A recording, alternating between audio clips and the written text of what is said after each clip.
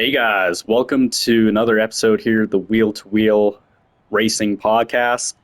We're going to go ahead and start going into this recording here for the first round of the Nations Cup exhibition, which was just held last weekend. I'm a little bit behind on getting into my recordings here for you guys, but without further ado, we'll get into it. It was a good race overall. Just to, summarize the overall race. Started in P10 after, again, qualifying was a bit of a miss. Ended up finishing P7, so a lot of good things to come out of that. But our pace was definitely up there in the top five. We had some great battles with a lot of good drivers here. Again, the field strength was pretty good in this one. I'd say at least I think it was about 400 points or so, if I'm not mistaken, for winner. So.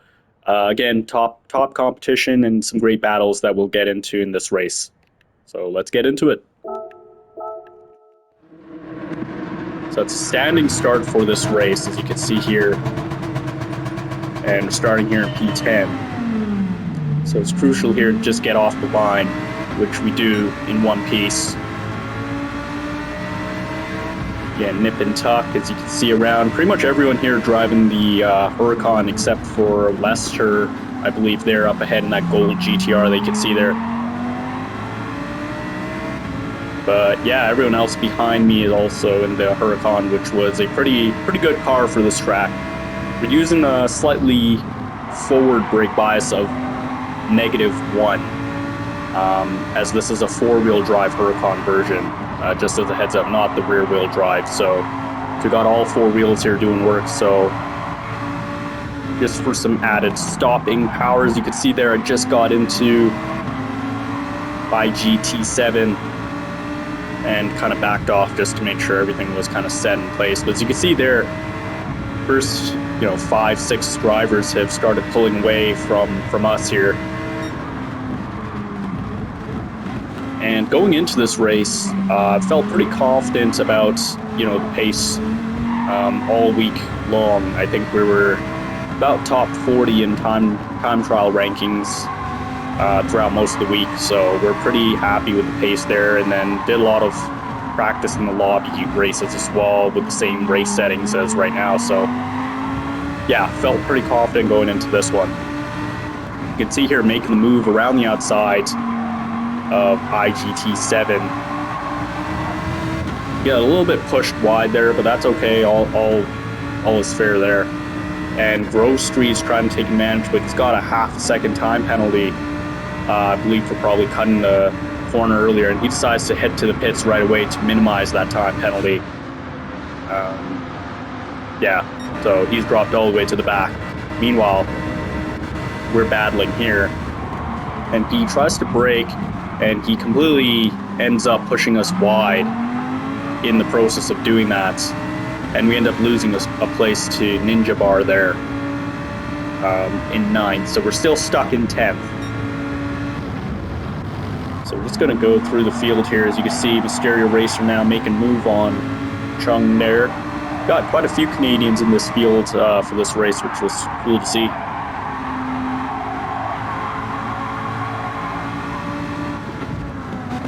You can see there now, I've caught Ninja Bar, and I definitely wanted to get this move done sooner than later because I knew that the front pack was pulling away. So it's imperative that I stay with the draft and not lose the draft.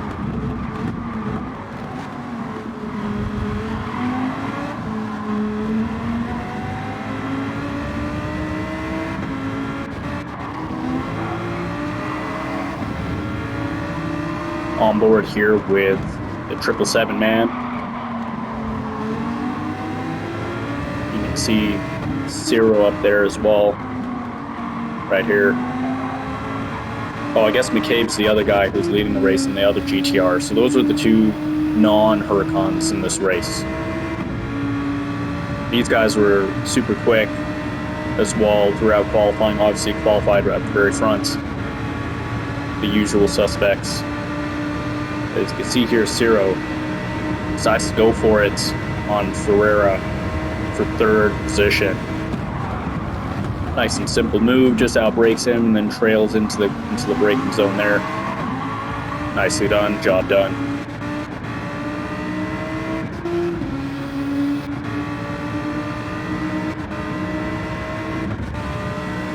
So we have gone to the inside here of Ninja Bar and have made that move stick. Now he tries to come back a little bit. I end up getting a little bit hit, and he tries to come back on the outside a little bit, but once we got this move done right here, basically now it's go time. Like, we were just going to go ahead and try to catch up as much as we could to hack ahead. As you can see, we're almost easily a couple seconds behind that lead group.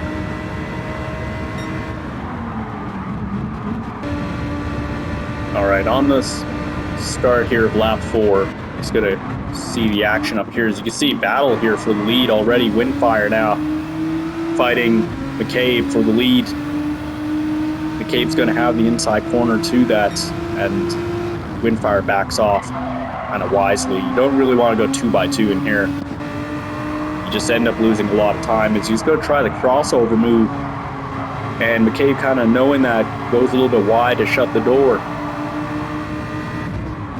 Here goes Windfire. He's going to try another cross, potentially. Yeah, there he is. He's going for it. To the inside, which will now be the outside. Into the next heavy braking zone. Things better of it. McCabe going to go defensive. He is going to go a bit defensive. Hey, look at that. Ciro's right there. Ready to pounce. Oof. Got contact from Ciro as well. First 4. Make that 5. Pulled away a little bit from Lester.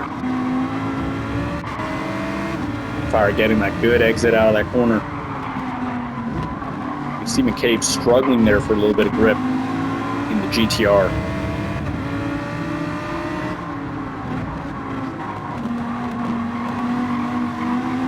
It's a great move. And he's going to get a great run out of this corner, and McCabe knows it. He's gone defensive.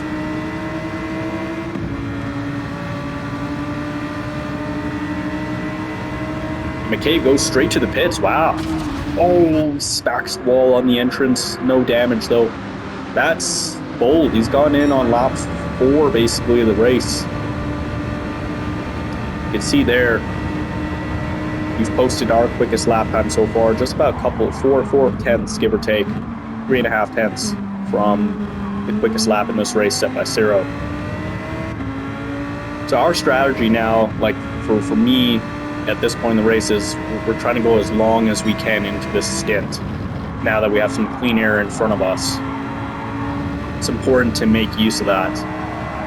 And we got a gap behind us, as you can see there. There's IGT7 man. So as you can see, these guys are now battling up front. So it's given me the prerogative as well to push even more, just try to narrow this gap. Great racing going on over here.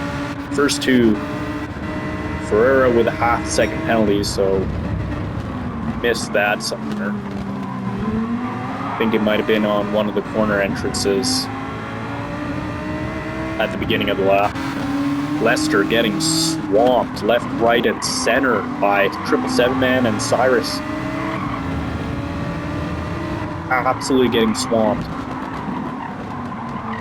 So I expect Ferrer to come into the pits with that half-second penalty this time by. There's no point of staying out. You're just gonna losing a little bit more time than you would want, perhaps, in doing that. There he goes. So he's dove down to the inside. Wow, and Ciro's also coming in. So these two both pit. Boom, slight smack of the wall. So these guys have all pitted, and that puts us up into 4th. And a lot of clean air, both in front and behind. We don't got anyone really to worry about. So now we really are going to be in pursuit of 777 man and Lester here. So 146.3 last time by versus a 147.0 and a 147.3. and a 146.0. So we're slightly slower than Windfire here but we are not too bad in terms of pace. And IGT 7-man's in 148, so considerably slower moment.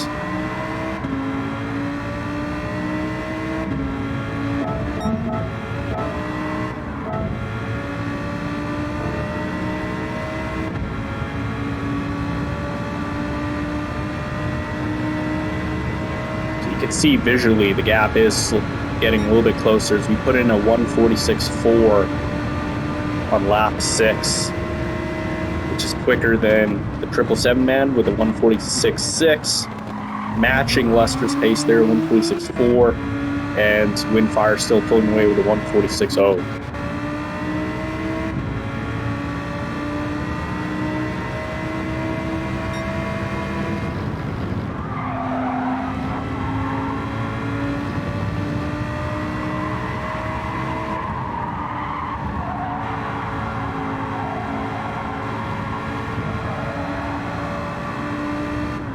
I felt like I was really making a lot of time there through that kind of carousel sequence of corners. I call it a double apex right-hander. I was really able to kind of modulate the throttle and brake just to get the steering and the car pointed in and keeping the momentum and the speed up. As you can see there, I'm 0.2 quicker in that sector now, carrying the speed through that sector particularly. Maximizing again the entire width of the track and just being gentle again on power. You see, going a little bit wide, so now just try to brake nice and easy. It is easy to lose the back end, and you can see the gap is now visibly starting to get a lot closer.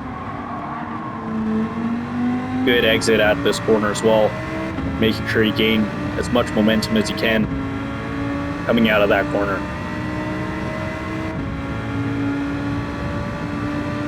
You see there, 777-man making a move on Lester. So 146.0, 146.4, 146.0, 145.9. So it's in the 45s now. 777-man going to make that move look very easy on Lester as he takes second place. It's a good move.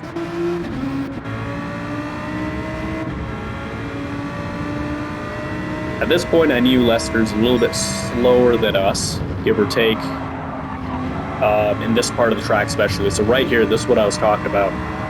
Just maintaining the little bit of brake that's needed and then a little bit of throttle, keeping that throttle, at some percentage rather than just coasting through that sequence of corners.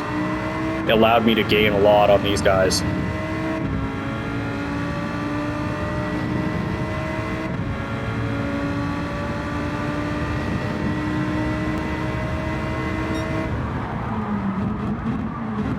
So just a 10th down there this time through. But I feel like this ended up being a little bit quicker just through this sector here, if I'm not mistaken. So definitely got on the power there nicely. Carry a little bit more speed through here.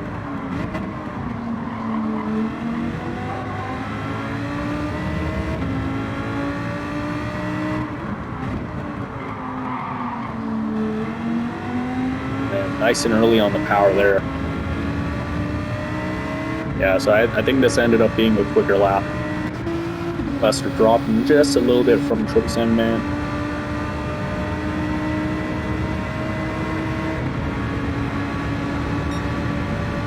So, oh wow, so matching 146.0, 146.5, 146.2, and then Windfire setting the quickest lap there, 145.8. So while this battle is going on, I'm just going to go through the fields. These guys all pitted, if you remember, the end of lap 4 or 5. So these guys now have to go all the way on these set of tires, which again, we didn't need to change tires because the hard tire does last pretty well over the entire course of the race. And no fuel was needed either. So basically, I think GranTurismo should change that actually, in terms of if you have to make a mandatory pit stop, then you should mandatorily take either tires fuel, or both. Because it seems pretty pointless to me that you just make a stop and you're not changing tires or getting fuel.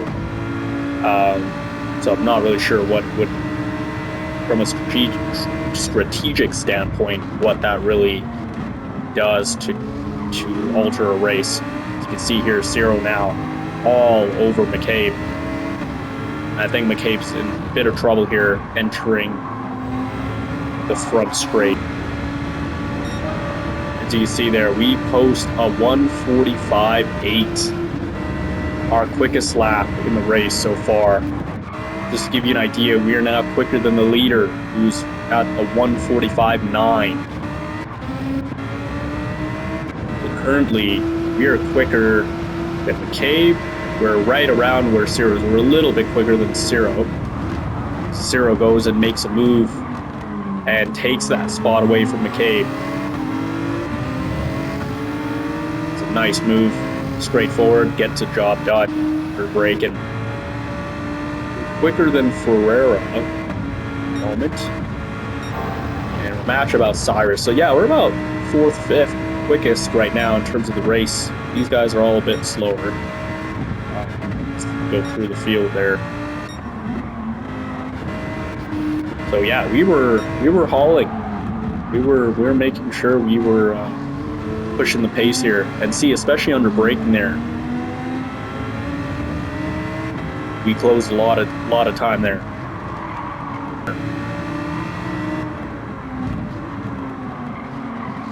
Making sure I can get a wide exit out of this corner, so I'm mashing the gas. It's a decent exit out of that corner. And I am within striking distance at this point. I can feel it too, but Lester's got a bit of that draft too.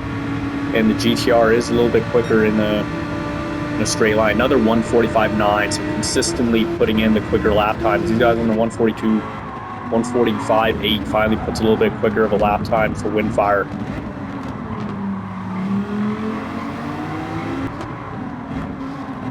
That's what I'm talking about. Just as I said, people don't make too many mistakes. It's just those little mistakes that will end up costing you in this type of lobby. So, got to be vigilant. See there, so within relative striking distance now, as 777 Matt's going to go into the pits because of that penalty. There he goes, he peels off. So it's now between Lester and myself. Right here, I'm sensing like, hey, look, I'm relatively close. I'm gonna give him the kind of, hey, I'm here. And I try to brake for it. I brake a little late than I want to, and trying to get off the brake, and he goes right by me. And so that was my first kind of test of how far can I go on the brakes. Got a battle here between Cyrus and Canadian Ramster.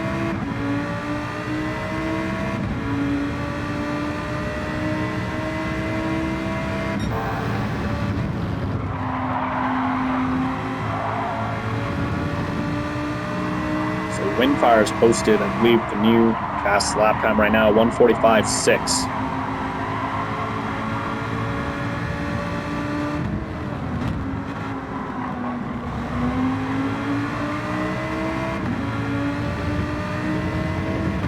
Kicking up some dirt there, Cyrus. He's feeling some pressure there now.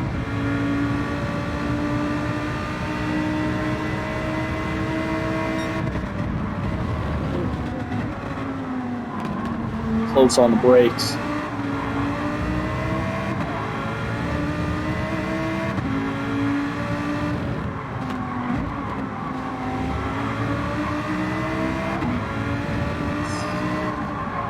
Gone wide on that too. That's not going to help him into this corner as well, and he knows it, and he's gone a half-second time now. He's gone wide too. So that pretty much ends this battle. He's just going to have to follow him here for a little half a straight, and he's going to get that penalty. And I think Cyrus had already pitted too, so this one is actually going to cost him. Goes around, and wow, he didn't ghost there really well. So I've gone a little bit shallow and had to back out of it again because of that. So I decided to go a little bit wider, try to carry more speed. was able to carry more speed, but let's see, you know, here I was like, okay, I could still potentially get him into turn one. It's just that the draft here is not as powerful with these cars as it was with the Supra at, you know, let's say the Nordschleife led the previous round at the Manufacturers Cup. So you can see I'm barely closing. So I'm like, okay, I'm going to go for it again. And just as I go for it, he comes over across as well, just to like kind of block, which I thought was a bit of a late block. But again, my prerogative to not hit him. It's kind of moving under braking a little bit, if you ask me, but that's okay. It is what it is. And see here, wow, getting loose. Tried to make this move, but again, like I'm just not understanding where he's trying to brake as well, and it's a little bit too aggressive there. So I gave him the spot, but again, look how much time now we're losing right in the thick of things. No one really behind us, so this is it, last lap. So it's going to come down to this. And Ramster and Grove Street are in the back here, so I'm like, okay, I got to get by now. Like there's no more time left, and I see 6th position up for grabs. So I kind of timed this corner very nicely and go sell the inside, and then now to the inside on the other side of the track. And see, he moves again under braking there, tries to cover me off, but I kind of go ahead and make that pass, which was nicely done, I think, on my end. A little bit late on the brakes, but he moved again just because he wasn't expecting me to kind of make that move. So he's right there. And he tries to outbrake me, but I ended up hitting 777 man by accident. I apologized to him after the race because that clearly ruined his race. He lost several positions in that encounter. My bad. But yeah, I gave Lester this position as well. But I didn't know if he was going to go for that pass in that heavy braking zone or not. But that's why I ended up braking late, and I was looking in the mirror at the time, and it took my focus from the braking marker off. So I braked, ended up missing it, so I obviously ended up braking late. So yeah, we finished in 7th. I think 5th was definitely doable if we were able to get by Lester a little bit sooner, just because our pace, I think, was decent. We take a look here at our fastest lap, which was a 1:45.8 on lap 9. We go ahead from the start. So we have Windfire with the fastest lap in the race, 1:45.6. He's quicker. He's also quicker. And then Cyrus, I think, had a 1:45.9, if I'm not mistaken. So 4 guys are ahead of us. So there's us. So there's 5th guy right there. Ramster put in 1:45.0. Grove Street was a bit slower too. I think 1:45.9 or 6, 1:46.0. You see these guys are a bit slower. So I think we had pace for about 5th or 6th. So I think had it been another lap or so, we could have gone 6th. But overall, pretty happy with the effort in terms of finishing in 7th. Lot learned from this race. Again, I apologize to 777 man after this race because it ruined it, but for him. But he ended up doing good in the other next splits, thankfully. So he recouped those points that I think he lost in this round. I think he was trying to turn the corner, but he had more space on the outside there. But he forced me into this position, which I didn't really appreciate. But again, my fault, clearly, because I was like braking. And then, yeah, I missed that braking marker and ended up clobbering 777 man. And then I ended up not having grip, so I ended up missing and hitting Lester's walls. Yeah, that was probably the only blemish in this race, which I thought I ran pretty good from a pace perspective as well as from an overall quality perspective. Strategy was pretty good. And yeah, overall, I thought it was a good race. Got a good haul of points. And we'll move on into the next round, which will be at the special route X, Special X route, I guess. Special Route X, yeah.